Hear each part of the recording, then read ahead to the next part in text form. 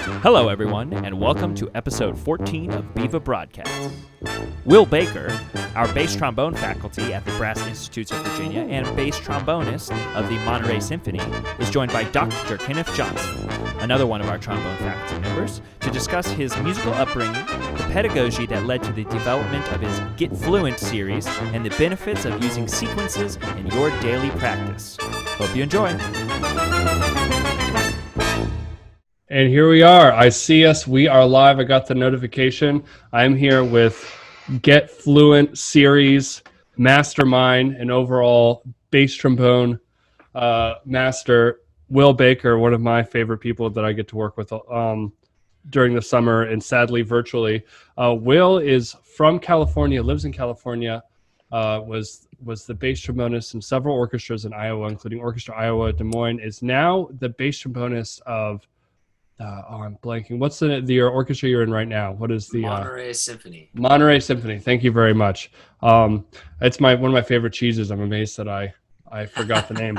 Monterey Symphony, but also subs with San Diego, San Francisco, has subbed with Detroit, the Malaysian Phil, and just kind of played around everywhere, including in a desert orchestra, which I thought was super cool. You're at the Burning Man. Yes, yeah. Art House Collective, that was cool. Run by Brad Hogarth, was such a fun experience. The outfit looked incredible. It was wonderful. And so before we get into as always, please comment on the live streams if you have any questions for either of us. I will be monitoring very carefully. I just try to soak up all the wisdom. So before we get started, let's figure out where it started. So what's kind of what kind of happened that led you to become a musician? So I was lucky to, first of all, thanks so much, Kenneth, for a nice intro. And I also very much enjoy making music with you. Even though it's only remote right now, I definitely enjoy it a lot. Kenneth, awesome section mate.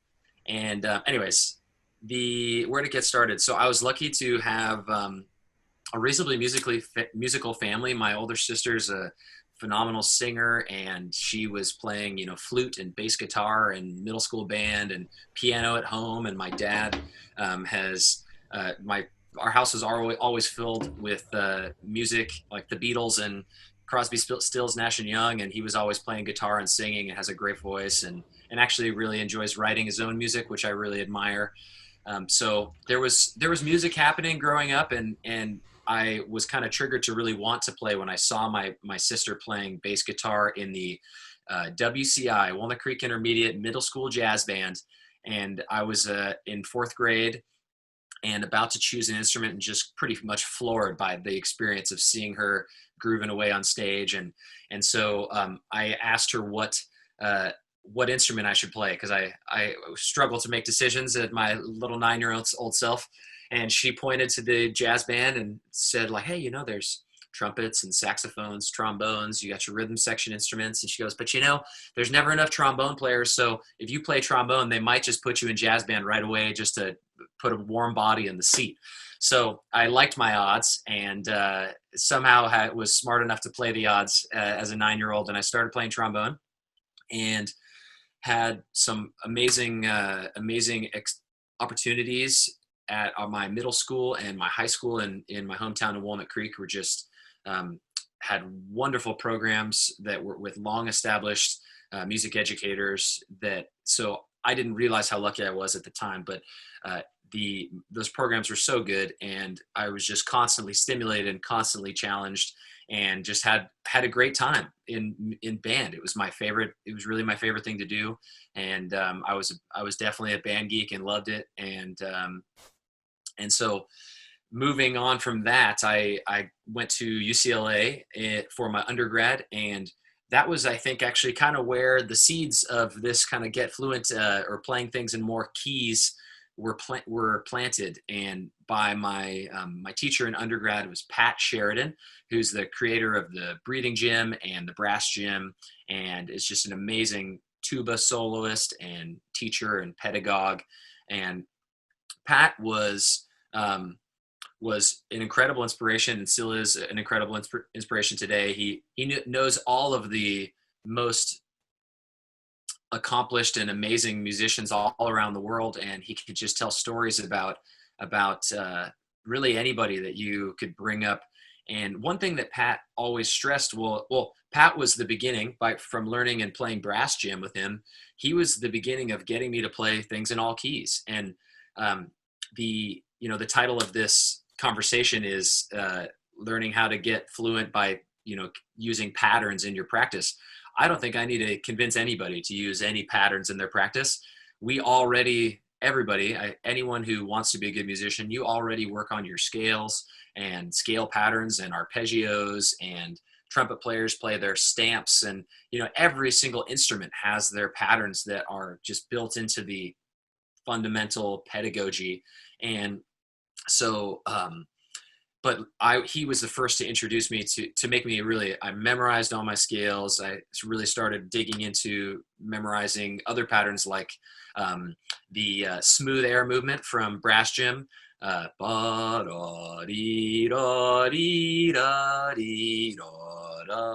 a great one. Or Beautiful Sounds, is a Jacobs one, that ba da dee da da da da da da. So I started to become more fluent by learning these basic patterns, and the value that I learned from the value that I got from internalizing these patterns was I was able to use, or anyone who learns a pattern, you're able to use what is familiar. So like, as a brass player, let's say a beginning brass player, we learn the key of B flat or the key of F, something that is like a band key. And since we spend more time on that as a beginner, we tend to master it a lot quicker than other keys. And these patterns allow us to use something that we've mastered, something that's really familiar, as a model for something that's unfamiliar. So when you play your pattern in B flat and it sounds great, and then you go to play it in the key of B, even though B has sharps and different positions and stuff, you have an idea, or hopefully have an idea of exactly how you want it to sound before you begin. And that really gives you a huge leg up. So you can, you can be your own teacher more effectively. You can listen to yourself and really grow that way. So Pat kind of laid the groundwork. He was also huge, always encouraging people to transcribe and to transpose. We'd be playing something, and he'd stop and be like, "Oh, play that in this key." And I definitely couldn't do it at the time. And still, I can't say that I'm, an expert at transposing or transcribing by any means, but his constant encouragement to do these things really highlighted how important they were. And he would always talk about the musicians with the big ears, like Sam Palafian. He would always say, is like, if Sam Palafian's ears were like the size of actually represented his listening, he would be like an elephant, or he would have elephant ears, because he just had the sharpest ears from his years of playing in high level groups and years of, playing all kinds of music. So Pat really kind of laid the groundwork, and then I went to Northwestern for my master's, because I had a transformative experience at UCLA, getting a chance to play in an orchestra for the first time in my life. We played the Janacek Sinfonietta when I was a freshman at UCLA, and I was a euphonium major at the time. And that piece has 2 euphonium parts, or tenor tuba parts. So I got to play an orchestra, and I was just floored by the experience, the sound of the other brass players, and then especially the sounds of the winds and the strings, just completely transported me to a world that I didn't know existed at the time. And I was really inspired. And I looked down the back row of all the brass players, and the tenor tubas were sitting next to tenor trombones, and it was like junior, senior, grad student, all these people. And I was like, man, there's no way I'm going to get into orchestra trying to beat these people. And then I looked a little further, and there was Jeff Peters, senior bass trombonist, and I knew there was no other bass trombone players, and I went, that's my in. So that week I checked out a bass trombone. Kind of, it's funny coming full circle from like when I was younger and I started trombone, because I thought it might get me into jazz band. Same thing. I started playing bass trombone because I thought it was going to be the easy way for me to get into orchestra at UCLA.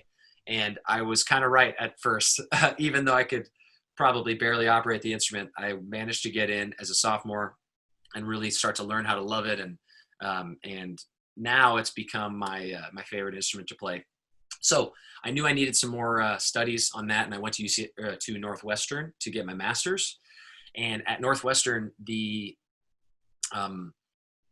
was even more of a stress on the fundamentals and on the basics, the patterns of scales and arpeggios, now spanning our full possible range, and also really striving to expand what was possible and explore what was just out of reach, and in every key, and then also be challenged to play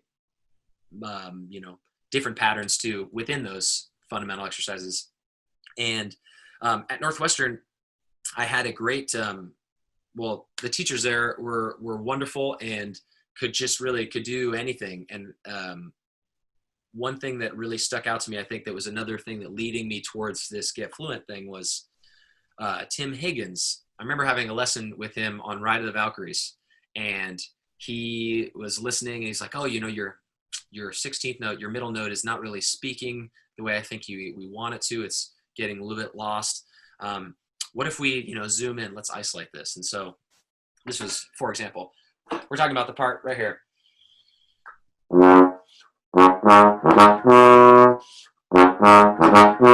That was getting lost. And so he said, what if we make it a little more challenging?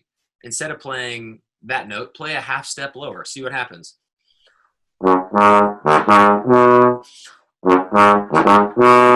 And then he urged me, he's like, oh, keep on going.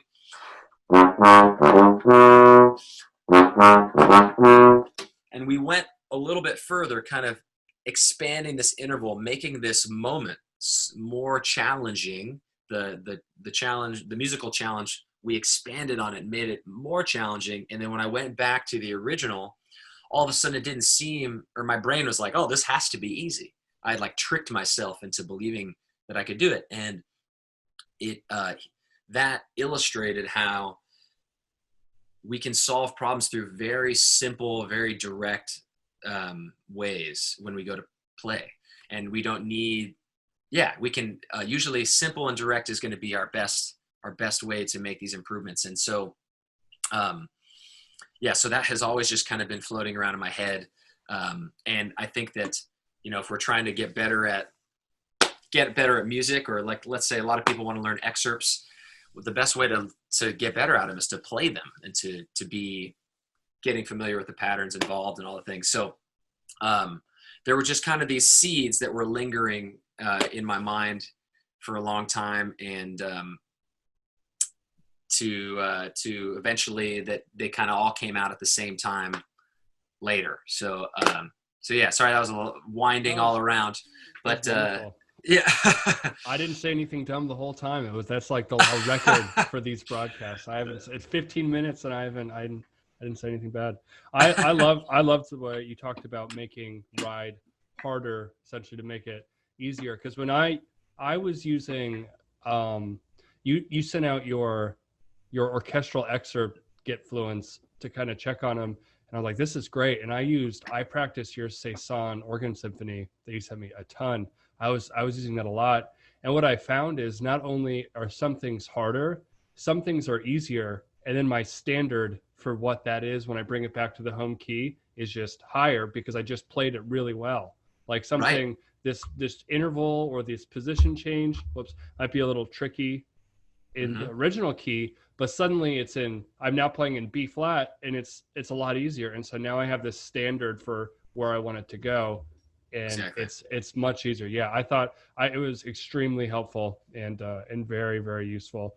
And so you talked a lot about your teachers, and you had some of the best teachers out there with Pat Sheridan, and then Mick Mulcahy, Tim Higgins, Pete, all those guys. You talked about something that I think the benefit of a great teacher is just their honesty. And I remember you told me a story once about Pat kind of having you he was talking about you as a euphonium player, about just taking it seriously. And I was wondering, could you talk about that? Because that's a great Yes, I really love that story. absolutely. So, um, so when I was in high school, I played music because it was fun. It was my favorite thing, and I truly never considered that it would have a chance to become a career. I looked at, I was just way too logical at the time, and still am too logical, really. That I was like, oh, I'm going to ride my music into a school, and then I'm going to transfer to some business degree or something that, that's going to turn me into an accountant or something stable, so that I can have a good life or whatever. And so I had never honestly thought that I could be a professional. And when I started studying with Pat, well, first of all, I really admired him. I looked up to him, and he was doing everything that could be done on an instrument. He was a private teacher. He was flying around the world giving soloing with ensembles or giving recitals. He was collaborating with his friends in chamber music. He, I felt like he could have probably won a job in an orchestra if he felt like it, but he was too busy doing other things. He was an entrepreneur. He was creating resources for people to improve themselves. He was doing everything, and he knew everybody at the highest level. So I had just so much respect for anything that he said. I knew it was, and also I trusted him. So I knew he wasn't going to lie to me, and I knew that anything that he said was probably right, for the most part. So it was, I can't remember. I think I had studied with him for 1 year. So maybe I was a junior. It was beginning of my junior year, or maybe it was the end of my sophomore year. I can't remember exactly when it happened. But so I'm studying with Pat, and we have this lesson, and in the lesson, I don't remember what I played for him, played him a solo, and probably the Cosma, which was just such a cool euphonium piece if you've never heard it. But so I'm playing the Cosma, and he goes, all right, well, yeah. He's like, cool, man. Man, sounds good. Sounds good. I'm digging what you're doing. And he's like, you can, you could keep on doing what you're doing, and you're going to be the best euphonium player at UCLA, man. Congratulations. Awesome. Yeah. Whoa. Yeah. And then he goes, or you could work really hard and you could play music for the rest of your life. He's like, no one cares what you do at UCLA. Sorry. No one cares. He's like, but, if you work really hard, you could play music for the rest of your life. You can make this your career. And I was like, what? What are you talking about? Like I thought I was doing a good job. But I also probably knew in the back of my mind that I was not nearly as committed as some of the older students. And, but also I had as I said, I had never considered it a possibility. And maybe that was why I hadn't committed myself, because I didn't think it was an option. And when he said that, he's like, you've got everything you need. All you need now is he's like, put your head down and work. Put your head down and work on the stuff that you know what you need to work on. You know exactly what you need. You just need to put your head down and work. And then every month or so, pop up and look around and make sure everything's okay, and get a new, set your course, put your head down, go, go, go, go, go. Pop up, look around, and go, go, go. And I think that him saying that, it was like he kind of gave me permission to believe in myself. And that was a huge inflection point in my life, because I, up until that point, had never believed that I could be a pro, and never believed that a music career was possible. And then when he said that, all of a sudden, it's like he just gave me permission to do it. And that was when I really started to get more serious. And when I say more serious, it wasn't like, it was like, oh, now all of a sudden, I need to work. It's good, or everything is work, work, work, work. I was still having fun, but it was just more, I just became much more consistent about what I was doing. I was much more honest with myself. Like, okay, this sounds good. This doesn't. Time to work on these weaknesses. And, here's some things that, that the people that sound great, they can do these things, and I'm not there yet. I want to work on that. So I just got a lot more consistent with my approach and my practice. And then that kind of gave me I improved enough to get into Northwestern and then kind of keep it going. So it's huge. Love Pat for that too. Yeah, I I think, will. yeah, everyone that I think is successful has had some point where a teacher has kind of given them permission. And it's huge. We all remember when it happened. We always kind of remember what they said. I had a teacher, it was one of our shared teachers said, you have all the tools to be successful. basically now go use them. And so it's getting permission to go ahead. And also something you said, we're going a little off the script, but you're saying some really great things. You talked about seeing examples from the people ahead of you. And one of the things I found when I went to when I went to a new school is seeing people on the path that were further along than me and how important that was. And I know that I think that happened for you at UCLA and then also at Northwestern. Can you talk about just learning from peers while you're in school? And because I think that gets us really well into our next question. Yeah, absolutely. So when I was at UCLA, the trumpet studio was particularly strong. I mean, just remarkable musicians top to bottom. Actually, one of the Fred Brass, not faculty, artists, Kevin Gibo, was doing his grad studies at UCLA when I was like a freshman.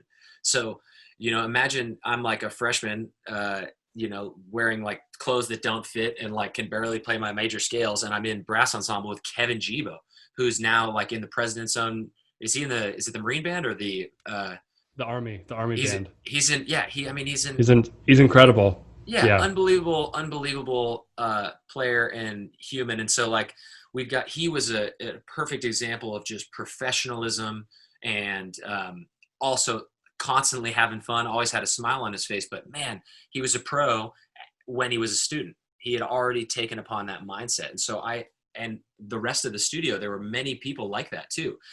So I saw examples of people winning jobs when I was an undergrad. And I wasn't, when I met Kevin, I wasn't in the mindset that I ever had a chance still. It hadn't happened. And then the next thing that came about was my kind of trombone big brother, Logan Chopik, was a couple years older than me and at UCLA. And then he went off to Northwestern, and I remember him sending me I respected Logan's playing when he was at UCLA, and then he sent me a recording of a lesson he had with Professor Mulcahy, and I listened back to that lesson, and first of all, I was just shocked at how much Logan had improved, and then also was just completely, I don't even what the word is, like I was like in a trance listening to Mulcahy speak about music and speak about trombone playing. And then when he picked his horn up to play, it was the real deal. So that was very inspiring, that I knew I wanted to get a taste of that. And then that was why I went and auditioned and got to go. And then at Northwestern, there is this culture where everyone really does believe that they have a very good chance of winning a job, and they know that, or creating a musical career, whether it's an orchestral job or something else. They really believe in themselves, and because you can see people going and doing well at auditions, so you understand where the standard is. Like David Binder was one of my classmates and in my quartet, and he now plays in Detroit Symphony. And hearing him getting ready for an audition in Finland, Helsinki Philharmonic, he'd come and play excerpts to get ready for his audition. And I'd be like, man, I don't even know what I would say to him to try to help him get better. Like, that's as good as I could possibly imagine right now, And then of course, Mulcahy would have lots of details to help him get better. And so seeing those people play great and just really reach really amazing musical highs as students was incredibly inspiring. Another person, Ryan Beach, the trumpet player, he was winning solo competitions and just sounding like an absolute, just so good. And he had such a great kind of mental approach as a student, and just worked really hard and sounded great. So seeing those people and being friends with them also kind of helped me start to believe that, if I can be a contributing member to ensembles that have these people in them, that maybe I could be a contributing member after school to some kind of ensemble. I'm going to be able to figure out some value. I'm going to be able to bring people some value with my musicianship and as a teammate. And it's worked out. It's been going good. Yeah, I would say it's been going great. I'm sure getting to listen to them was just priceless for your own for your own upbringing as a musician? Because we met right after, I think Dave Binder was still in Finland when we met. We met doing the Rodney Marsalis Philadelphia Big Brass. Oh, I was introduced to all things coconut oil and coffee, and and it was great. I was very lucky with who I got to play with in that group, and Will being one of the people. And you talked to me about how you just noticed their clarity was when they were right before people were winning stuff like he and some of the other peers. They just, everything became clear, and that was like that's it. That's the difference, and it's finding things that other people aren't willing to do. Right. And then just having applying that really high standard right away, in the beginning of their playing. The other person that jumps to mind is Jeremy Morrow was in my quartet as well, and he was a tenor trombonist, and then he switched to bass. And within a year of switching to bass, he won a spot in New World. And I remember being like, what? Like, I've been working on bass, like busting my butt for a couple of years. And like, he switched to bass and just spanks the whole world and goes down to New World, but he deserved it. He could make, and the thing that I tried to figure out, that I finally started to figure out right at the end of my time at Northwestern, was those that were going and having a lot of success outside of school it's so simple. They could just start notes clean and clear just about every time. Didn't matter what the register was, didn't matter the dynamic. They could always start clean and clear with a good sound. And that separated them very clearly. And now actually that I've been in the professional world for a little bit, and I've been on a couple audition committees, like in Des Moines Symphony, principal trombone, Orchestra Iowa, principal trombone, you can hear that right away from behind the screen. Your ears are heightened, you're listening, you're hoping the person sounds great, and then they start, and right away within the first few notes, you can tell this person, right away you can tell, do they have a good sound? Do their notes start clean and clear? And can they play in tune with themselves? And those guys, David and Jeremy, they were clear examples right away, or as students of that. So. Yeah. So just a quick, speaking of principal trombone of Orchestra Iowa in Des Moines, Casey was watching and reacted. So one of our good friends, Casey. Oh man, that's my other trombone big brother. That guy, yeah. What an inspiration. If anybody in Florida and you haven't played for Casey, I mean, what are you waiting for? That guy's incredible. Buddy says meeting Will with Rodney Marsalis Big Brass was when I knew we needed to have a bass bone faculty at Fred Brass, and I agree. Yes. That was great. I remember it was the next summer, and I was like, wow, this is awesome. And then Evan Clifton says, hey guys, another mutual friend.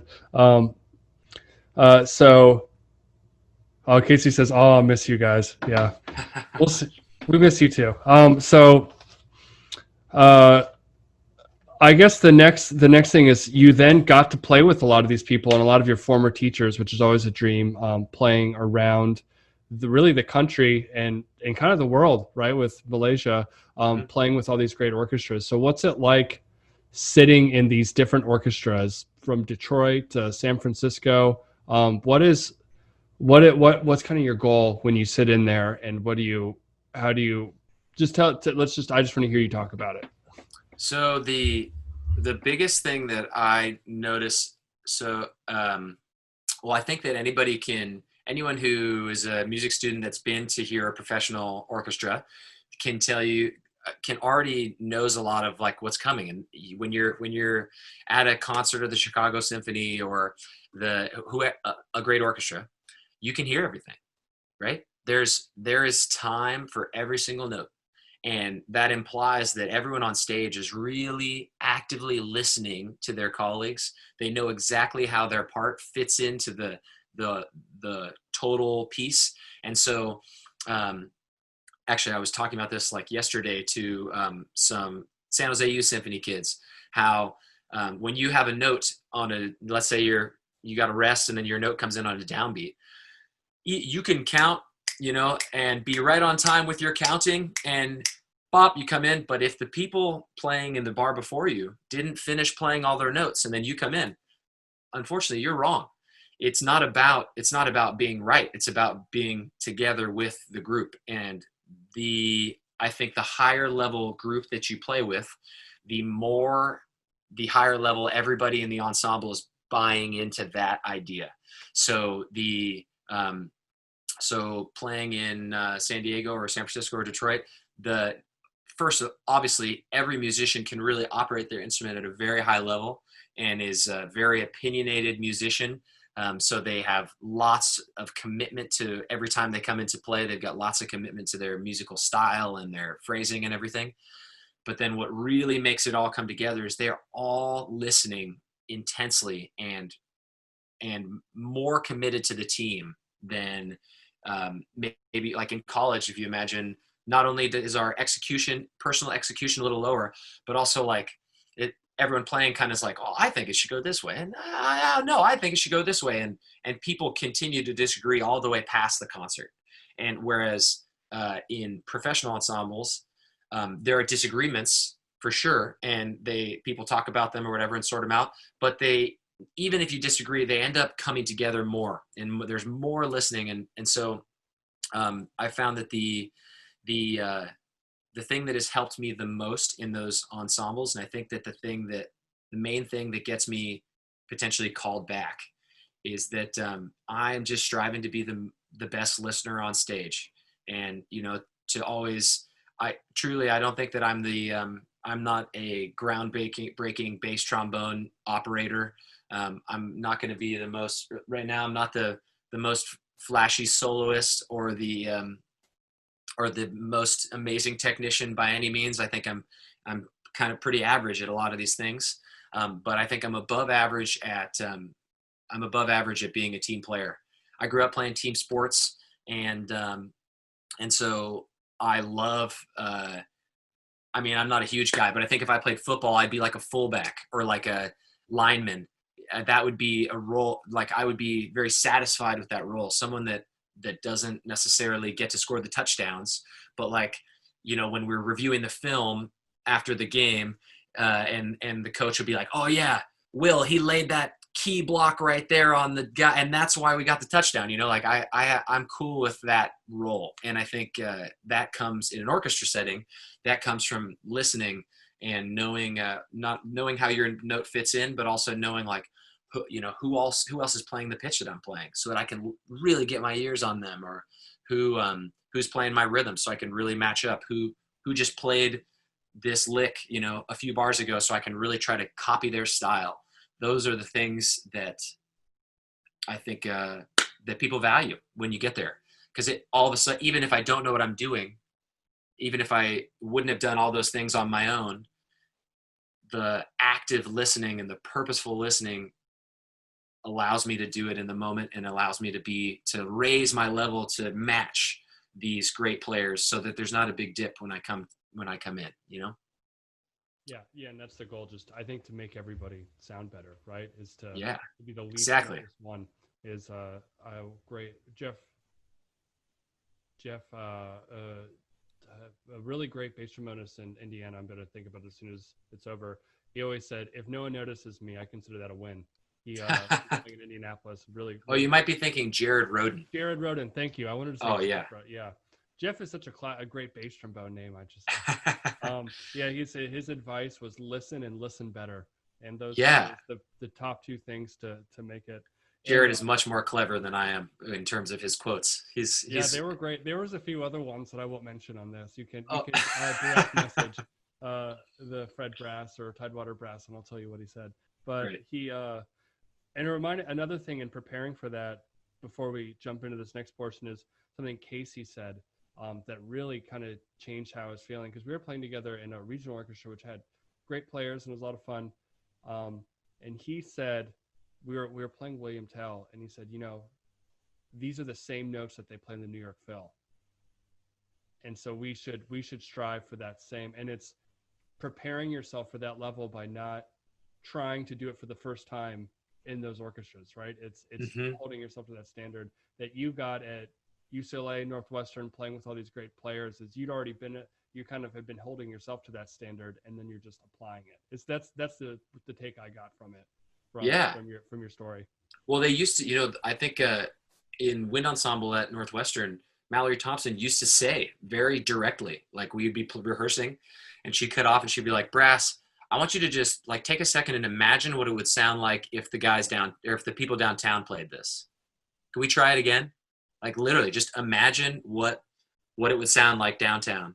And I want you to do more of that. And just that little bit of like stimulating our imagination to channel your inner Charlie Vernon or your inner Chris Martin, whoever it is, that makes everybody's level go up. Because truly, what we're doing is a really abstract thing.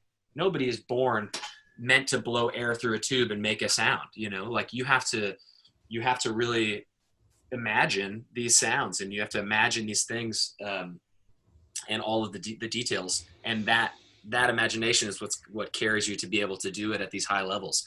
I think the people that we all strive to sound like, I would bet they have, well, obviously they have great work ethic, but they also have incredibly vivid imaginations, high definition, you know.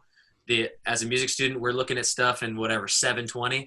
The people in these orchestras that we look up to, they're listening to sound and like 4K or whatever that, you know, maybe 10K if it doesn't even exist yet. You know, they haven't even figured out how to quantify it. Yeah. That's what their imagination is like and their listening is like. So we've got to always strive to get up to there. And imagination's free. Right. Yes, it is. Yeah, it's, and so I think this gets us to our next point of talking about the fluency. Is I first saw your first Get Fluent thing you did was when you were playing with the Malaysian Phil, and I think it was the Carmen March. Am I right? Was it Carmen? That was like one of the week 3. Yeah. Okay. Yeah. I started it with some Mahler, with Mahler 7. Yeah. And but Carmen was one of the weeks there. There was so there was a week with Bizet and some other cool like Spanish sounding music.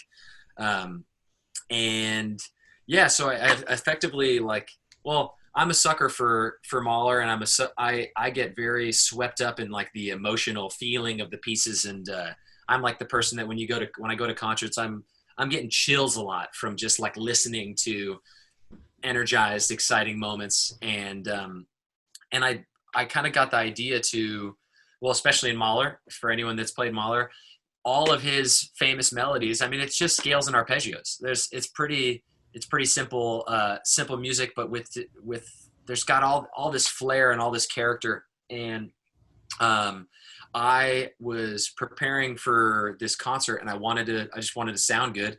And like the ideas of Tim Higgins popped in my head of like, I was like, I'm playing this low lick or this high lick. What if I made it a little harder? What if I took this low lick that I'm having trouble getting projection or clarity and made it a little lower and a little lower and a little lower, or this higher lick? What if I went a little higher, to kind of overtrain almost. And then when I came back to my original key, it would feel easy. And so I did a few.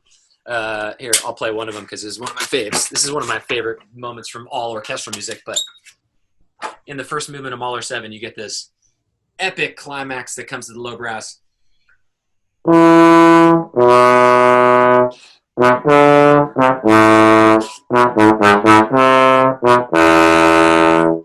I was like, man, that's just fun to play. You know, if you've been lucky enough to play Mahler 7, when you play that moment, your juices are flowing like crazy. Like, you know, if I was to stand up, my seat would be like on fire because my body is just like so excited to play. What if I took that and I had that be my low study for the day? I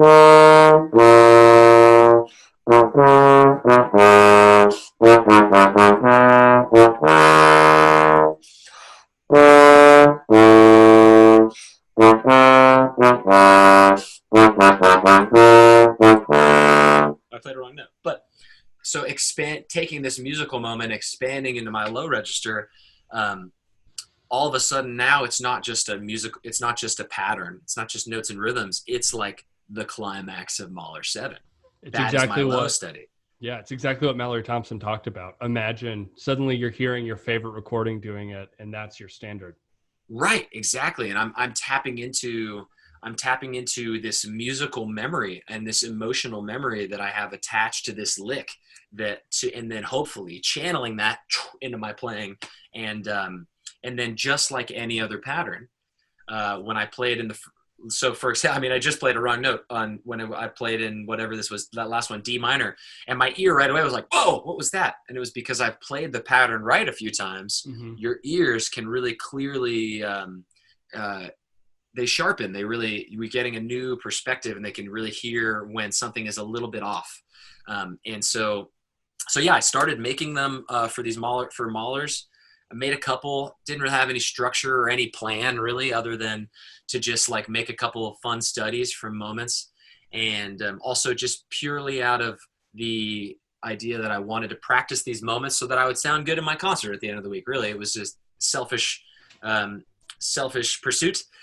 And I made a few, and then I stopped. I think my wife came to visit Malaysia, and I stopped making stuff. It was like her birthday present that year. Understandable. Yeah. So I stopped making resources, and then I got a couple messages from people I had never met on Instagram or to my website, or I don't remember exactly where, but they messaged me and said, "Hey, when are you going to make another sequence?" That was I really liked doing that. And I was like, whoa, somebody noticed, like I didn't even, that wasn't even the plan. I just was doing this for myself.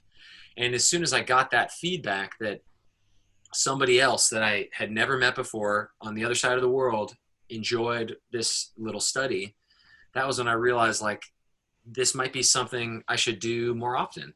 And people find this valuable, and people miss it. That was the big thing. People miss this little creation. So I kind of started making some more, and then towards the end, so that was in 2018. And at the end of 2018, kind of on a whim, I decided I was going to do one per week, make one a week in 2019. And I didn't really know I didn't have a plan for it. I didn't really know exactly how much work that was going to entail, which by the way is quite a lot of work each week to make all the PDFs and to record myself, to learn it and sound pretty good, and record myself, to make a video for YouTube, make Instagram videos, make a website post, send it out to everybody. There's a lot of steps, but one thing that I knew for sure was that at least it was helping some people somewhere. People were enjoying it, and that no matter what, if I was to really stick to this and make one a week, by the end of the year, I was going to improve. I was going to gain a lot of skills from troubleshooting all of those elements of the creation process. So it was going to force me I was going to be forced to play one lick a week at least in all 12 keys. So that was going to give me hopefully some benefits to my playing, which I think have really given me a lot of benefits to my playing, a lot more awareness about my playing. I was going to get better at recording myself. I was going to get better at making videos, making finale documents, making website blog posts. I was going to do a little bit there were so many elements that were going to improve. Even if nobody even paid attention, if it was just for me, no matter what, I was going to get a lot of positives. So I thought that it was a worthwhile thing. And they're all free on my website. They're all easy to check out. The ones that I made from that weekly 2019 are on my website at willbakermusic.com/getfluent. And then I've actually continued the weekly creation and branched out into some different things. Most of that first year was mostly orchestral bits, snippets from orchestra music that I was playing at work. And now this year there's some more themes. Like this month is a video game month. So at the beginning of the month, so I've done Tetris, Zelda, Halo, and my supporters just voted on the final one for this month, which will be coming out on Sunday. So I'm not going to tell you what it is, but it's another video game, a little bit more modern video game. Backyard soccer, I heard. Yeah. Well, a couple months ago I did bass lines. So anyway, just fun music, and I figured that, as we all know, that scales and arpeggios and these patterns are important, but it can be fun to play them, a snippet from your favorite piece or your favorite bass line or whatever, and just kind of to mix up your practice, but still working in the same umbrella of like some scale work, some work. So yeah, that's kind of where it's gotten to. And now I've been making one a week for a year and a half, which is wild. There's over 100 at willbakermusic.com/downloads. There's over 100 downloadable. I believe almost all of them are written out in treble clef, C, B flat, E flat, and F, and then as well as alto clef, tenor clef, and a couple ranges of bass clef. So hoping that anybody can have access to them to at least try this. And yeah, just going to keep on making them for now. Really still don't have a plan, which is kind of funny. Just kind of making them now. At this point now, I'm just exploring songs that I want to play. And also I've built up a little group of supporters that really appreciate them that I call Fluent Friends, but they're my Patreon supporters. And so they have a little bit of say as to what I turn into sequences now, because they are actually truly supporting the creation of more. So yeah, that's what they're up to. And then to tie this all together, at the beginning of quarantine, I had this idea for a long time. Once I started making those Mahler sequences, and I noticed that playing this music in multiple keys really helped me get more awareness of where my weaknesses were and what my tendencies were. I was like, I need to do this stuff to audition excerpts. And, because everyone, my age or everyone that is trying to get into youth orchestra or college or win a job, we all have to learn we all want to refine the same music. The moment where the spotlight shines on the low brass section and we get to carry the tune and we're the most important, we want to be the most prepared for those moments. So I figured playing those in 12 keys would be a really valuable thing for anybody. So I created my first little wave of audition excerpts into sequences, which are now available for purchase for anybody. There's 5 for tenor trombone, 5 for bass trombone, and 5 for tuba. And those are a lot of fun. The way I like to describe them is it's kind of like when you play something in one key, it's like you're looking at, here we go. We're looking at a thermos from one direction. And so when you play it in your home key, you get this 2-dimensional picture of whatever you're looking at. And you can do lots of different things and work on it to sharpen that picture and get good. But what playing it in more keys does is it gives you another angle of this is actually a terrible thing to use because it looks almost exactly the same from all sides, but except the one side where you get the icon and it's exactly that's B major, right? You get there and suddenly, I see it's not just a blank mug or it's not a blank thing anymore. Here's a better example. So you play one key and you get one side of the bobblehead. This is my brother. And then as you play more and more keys, what happens is you fill in all of like a 3-dimensional picture of what you're playing. And once you have at least half, once you get past like 6 keys or so, then I feel like the picture starts to really fill in and you start to get your idea, your understanding of the music, the contour of the melody, all the elements, they start to sink in and you internalize them a lot more. And that is when I think something kind of magic happens right around 6 or 7 keys. And I think you get a lot more sensitive to the twists and the turns of whatever melody you're playing or the technical demands of whatever you're playing. They start to normalize and to stabilize and the playing your brain very naturally uses the keys key areas that you're better at as models for the ones you're less familiar with, and everything starts to kind of rise and normalize, and it's really cool. It's a fun process that I've really been enjoying doing. Honestly, it's a lot of fun. You made a lot of great points during that. And for those that see me looking up to the side, I'm checking our comments, and if you have any questions for Will Baker, Get Fluent King of the Fluency, we would love to hear them and ask. But so many great things. I kept like, we'll ask about this. One of the really great things, I think it combines, it's a really creative way to combine a lot of great pedagogy you received. The Arnold Jacobs playing different tunes, playing stuff uh, being creative in your approach, the entrepreneurial side. It really combines a lot of lessons you've learned into this thing, and has also taught you all these new skills that you talked about. And I think it's important for people right now in this quarantine, there's so much time, is to find ways, and just like you said, maybe people like it, maybe they won't, but at least you'll get better at it. Find those things. It could be writing their own fluent exercises, right? Yeah. It could be anything, but find ways to be creative and improve. And I love you said the weekly goal is a lot. I found when I don't have stuff coming up, weekly and 2-week goals are paramount and staying in shape and staying motivated, because it's we all remember when we took lessons before we would practice, and it's like, oh, that's next week. That's a Tuesday lesson, so I'll worry about that on Sunday. That's a future me problem. And another thing that I remember Mulcahy talking about, because I had a similar experience with hearing Mulcahy, where I was like, well, that's it. That's the sound. That's what. There it is. And I did his summer brass workshop twice, where he was very honest.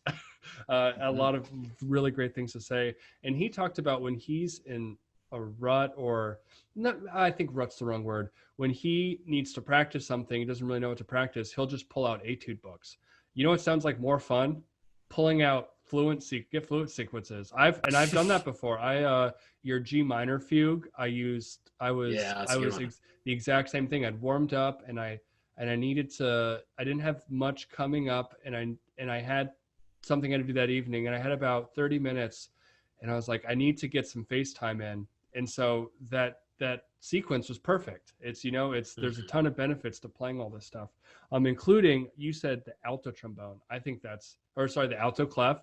There's not an alto trombone, as someone that's worked on alto trombone, I think it's extremely important to both play by ear and also read alto clef on alto trombone. That's something you don't think about. It's like, yeah, you learn all the notes, but you then have to like kind of read the language too. And if anybody working on alto trombone, get those sequences out, working on tenor and alto. And I think that's great. I'm definitely finding that I'm learning contrabass trombone right now. And so it just like alto, it's a different set of positions, a whole new set of positions. So I'm reading familiar notes, but I need to go to new places. And I'm finding that it's very helpful on an instrument that gives me, that truly is very unfamiliar.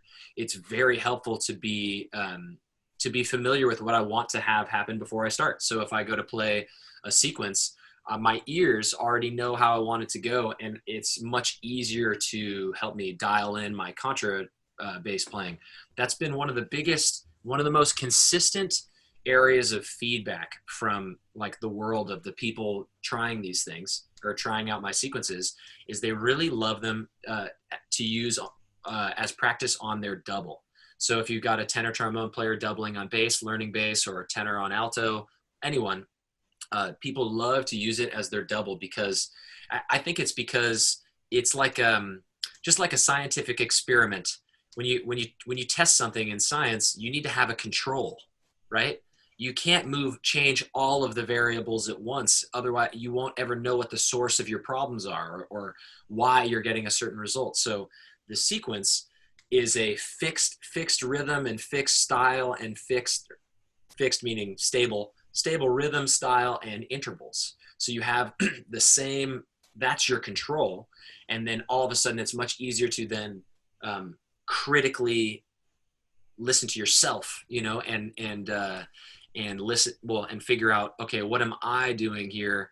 Why is it that when I go move it down one more half step, all of a sudden my stuff is falling apart, whatever, it's not working. This is a me problem. It's not just because of the music, Mm-hmm. And so it helps us, I think it helps me at least identify when I'm doing weird things, and I can probably make it simpler, or when I'm changing something and really where my weaknesses are, and it's very, very helpful process. Yeah, exactly. And you mentioned a little bit about working on contrabass trombone, and I think you've done a great job of learning during this pandemic. And can you just kind of talk about picking up the contrabass and what it's taught you about your bass trombone playing? Because we talked a little bit about that just on our own, about how much it's made you aware of other things, like just learning a new thing. Can you just talk about what it's made you aware of on your bass trombone, what it's made you aware about as a musician? Yeah. So contra, for those that don't know, contra is a different length it's a longer tube just in general. So it's an F, which means it's the same length of tube as if you're playing a normal trombone with your F attachment down. So that's the open horn on contra is the same length as a normal trombone with your F attachment down. So learning through experimentation and trial and error to get a good sound on my open contra, on my contra, has really greatly improved my ability to resonate the same length of tube on my bass. So, and then similarly, when you put the first valve down on the contra, it's about the same length as when you put down two valves on bass. So working on contra, this extra time, learning to resonate longer tubes, I think has really helped me with my bass sound. Has a little more thickness and density and reverberance there. Also, just learning a new instrument, it always, even though my ears might be at a professional level, and my tenor trombone or bass trombone is at a professional level, I'm truly a beginner. I am very much a beginner. Like when I first started, I couldn't center a note. And like, I've got beginning students that I'm teaching this to on their normal trombone. And it was really fun to just, it was like, I was very much a white belt instantly, and falling into, well, at least I knew what I needed to do though. That's the thing. Even though I was a white belt, I knew the road. I knew the road to like what direction I needed to go to start moving towards whatever, black belt. And so it was really fun to become a beginner, and to have, it reminded me how valuable it is to have no expectations. Only thing I needed to expect out of myself was consistency, and hopefully, and then just striving for a little bit of improvement each day rather than expecting it to be perfect. That was a really valuable mindset that I think starting contra has given me. And yeah, because right away, I'm playing this new instrument. It was easy to adopt the mindset to be like, I don't know how it's supposed to be, right? I don't know anything about professional contra. I have to discover this. I have to explore. And so it allowed me to let go of preconceived notions and any self-imposed limitations to just explore and enjoy exploring. And it's been really fun. I think other things Contra's been teaching me. Those are the biggest things. All brass instruments operate in fundamentally the same way. We move air that help us create vibrations at our lips and with our mouthpiece, and that vibrates the air that's inside of our instrument, and the air column activates and it turns into sound. And it doesn't matter. It's the same principles at play, whether it's a piccolo trumpet, or if it's a contrabass trombone, or if it's a tuba or a horn. It's all the same principles. And so experimenting and learning how to get those principles to play out on a new length of tube and a new shaped instrument, just like, playing something in multiple keys gives you another perspective of the same thing you're looking at. I think striving to learn, applying these same principles gave me another perspective on brass playing, no matter what instrument it is. It truly actually made me think, like, I should probably go buy a trumpet. I should probably buy an alto like a beater, like a $50 trumpet, and an alto trombone, and they're all beaters. Yeah. And just experiment with them and play with them and try to learn how to make a good sound, because the putting those principles in play and learning how to get those principles and fine tune the balance of, airspeed and pressure and whatever it is, finding those balance to get the right sound. I think that affects every brass instrument that you play. And really, it's great. It's really very helpful. Yeah, I love what you said about the white belt mentality, because essentially you're a black belt learning anew, starting over on something else, a white belt. Right. And you've become a great learner. You've learned how to learn, right, on bass trombone, and then suddenly you're still a great learner, but you're just learning it in a new way on something new. And so you take all those experiences of learning how to learn, essentially, which is, I think, the greatest thing music gives Right. us, really, is learning how to learn, and then you're applying that somewhere new. And I mean, that's probably the same mentality you had into building your website. You learned how to learn, and so you know how to learn this new stuff. The learning finale, learning the website. It's That's what I love, is we try these new things, and we're just getting better at trying new things. It's like it builds upon each other. Yeah, yeah, and just be willing to just be where you're at. You know, Mm-hmm. I am still very far from being, I would even say, good at website design. Yeah. I have a bug that I'm trying to figure out how to fix on my website right now. Literally, like, there's something funky about the links on that download page that I can't add new ones. So like, I need to figure that out, and I don't know how to do it because I'm a trombone player or I'm a musician.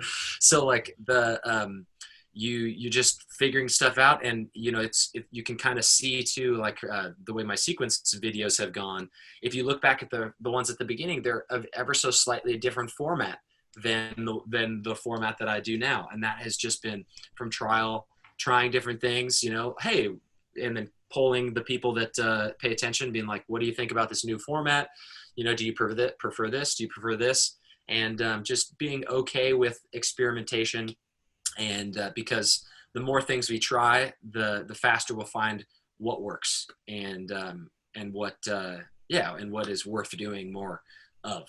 So yeah, just being willing to make mistakes and willing to experiment is so valuable in all these domains, for Yeah. sure. Wonderful. I want to give you a quick chance, but we have one last thing we have to do. But I want to give you a chance to do a quick plug. What can your Fluent friends expect by joining when they join your Patreon? What kind of stuff do they get? So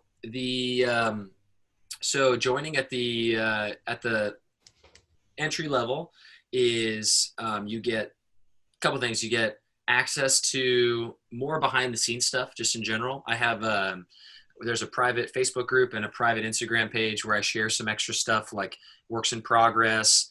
I also will like use those to poll the supporters for, just like we're talking about, choosing what sequences to do, or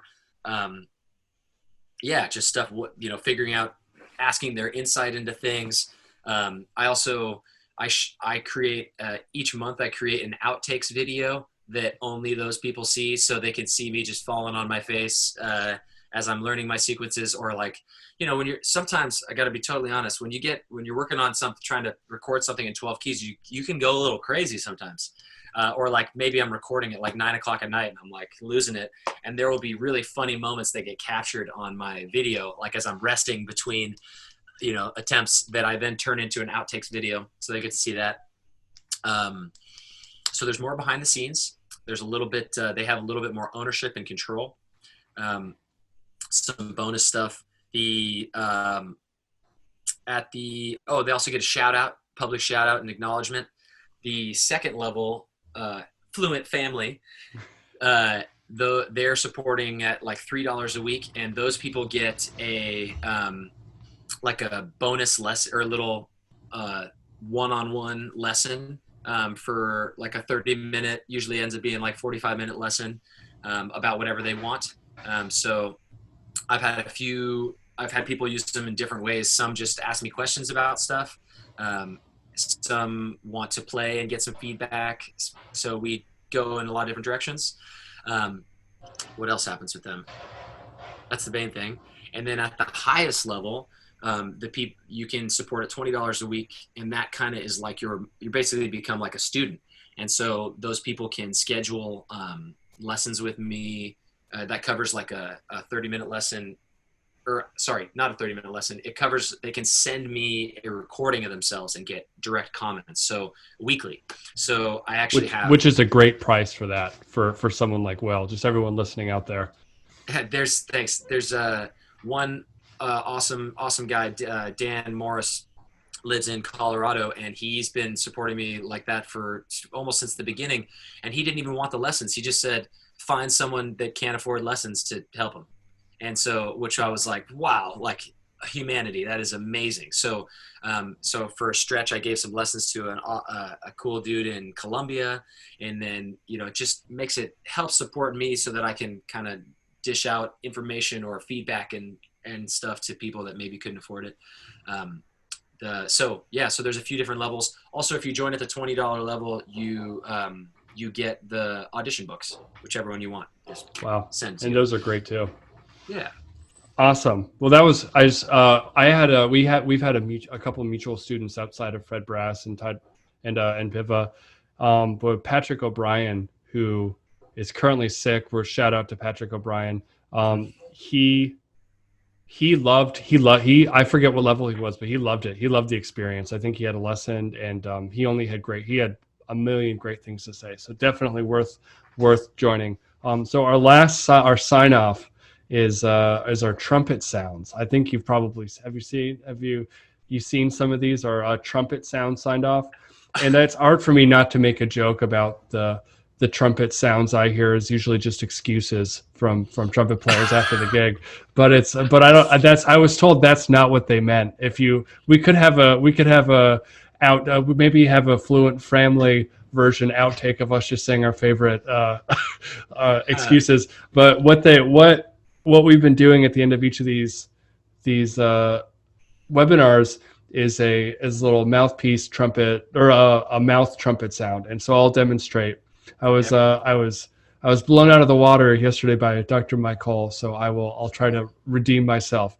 There we go. That's my mouth trumpet sound. It sounded like you're about to blow up my computer with. Yeah, I bet I probably should have turned my gain down. It's okay. So now I have to do that. Is that the? That's your sign off. All right. Wait, and do I have to do the same one? No, or do I do my own? You can do a much better one if you choose. Oh gosh. Yeah. Let's see. How about? There we go. I had to make it kind of trombone-y. That's a trombone classic right there. There's nothing wrong with that. It's never fails to get a laugh. It's always good. Yeah, you learned that on day 3. Awesome. Well, Will, it's been really great talking to you.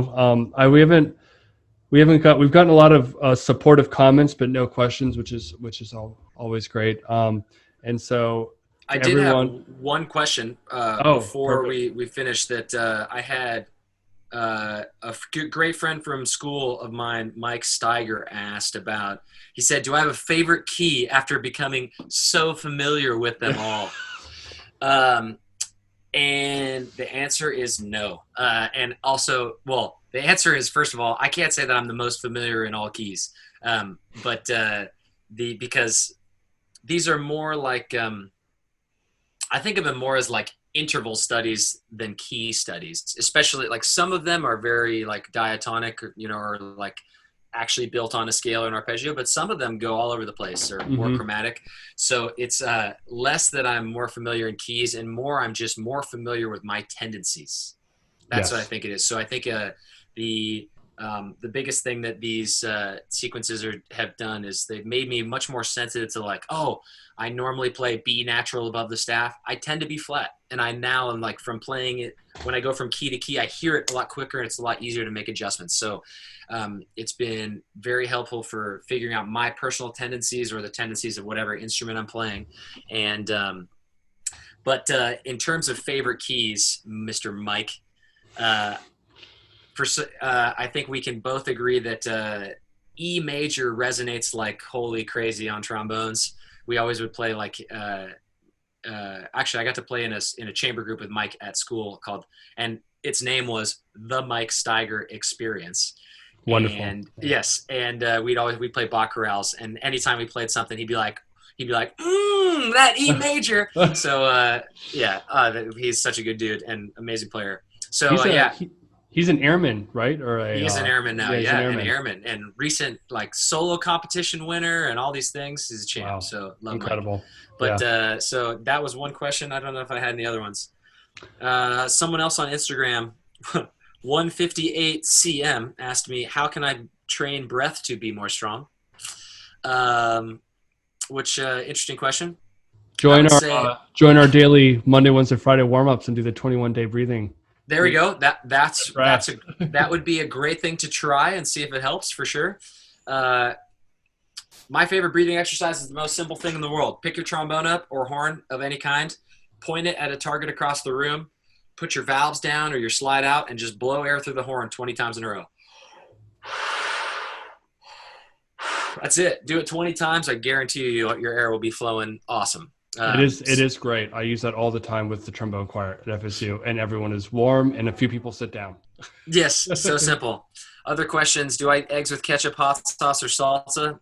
Sorry, no comment. No additives. Just salt and pepper. Shout out to my brother-in-law Kevin Klink for asking why are my calves so small, and I'm gonna have to blame that one on my dad. That's called genetics, baby. But I'm working on it. I got a system for calves. It's coming. Weighted vest walks and calf raises. So we'll see. We can check back in about a year. I'll let you know if these are working. Been working on my quarantine walks with my 1-year-old son. Sometimes wear a vest, and I think it's been paying dividends. So nice. We look forward to the results. We wait with bated breath. Figured that'd be fun. Yeah, that was great. Yeah, thanks for reading those. Those are great. Well, this has been a lot of fun. It reminds me that we need to FaceTime more often, just on our own, because this was a lot of fun. A lot of really great thoughts. A lot of really great comments. Just and from what I got of it is just the ability. What happens if you just are there? You put yourself in great situations and pay attention and work hard. And just what happens, and then and be creative. I mean, you do that, and you're gonna be successful. So it was really great to hear all your thoughts, and I enjoyed this a lot. Check out our calendar for our episode 15. I can't wait for that. That'll be fun. Can't believe it's year 15 of these. Crazy. Hope to see you all there. Thanks again, Will. Thank you, Kenneth. Yeah, and thank you to Dakota, Buddy, and Sam who are directing all this stuff and doing all the work. Dakota is feverishly putting the video together. I cannot wait for that. I do not envy him, but that was a fun video to put together. I find so can't wait for Friday to see that. And you can see me like counting rests and oh my gosh, don't tell them what the music is. No. I wouldn't sing. I would never. So I can't. Yeah, the watch party on Friday at noon for that. So see you guys there, and we'll see you for episode 15, and see some of you tomorrow at 10 a.m. for the 10 a.m. Eastern time for some Schlossberg with trombone warm up. So thanks again, Will. Thanks everybody for watching, and we will see you next time. Thank you again to Will Baker for coming on the show today to discuss his #GetFluent sequence series. You can become a Fluent friend and get his sequences via his Patreon at patreon.com/WillBakerMusic. If you would like your product or school to be featured on our broadcast, please reach out to Dakota Corbliss, Director of Operations at dakota@fredbrass.com.